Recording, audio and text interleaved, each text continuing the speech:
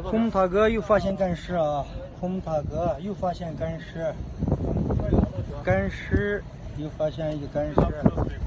呼噜泽俱乐部的所有成员，大家都看一下，今天又发现一个干尸，又发现一个干尸啊！干尸。啊？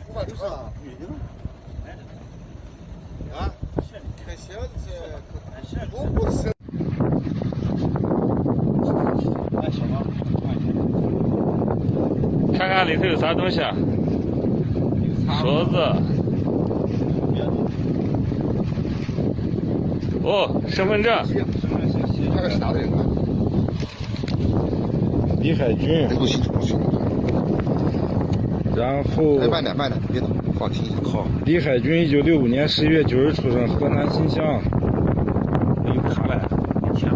有钱？钱是很少，还有一张中国邮政的卡。这个人应该是没多久的人，也不知道到底家里面人知不知道死在这个地方了。他是干啥的？驾驶吗？这是一个新乡市机动车驾驶员交通什么？是积分卡。交通违法积分卡。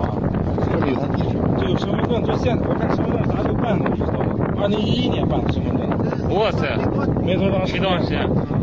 不是，你看他这个新乡市2年。这个不那个，要不然就出去报警。出去报警。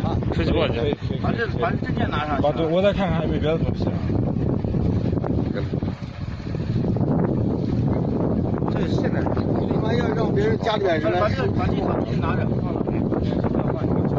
我看一下还有没有别的东西。这里有一个12万。拉开嘛。再拉不开。没事，管这个。这个一个1万，差了4遍。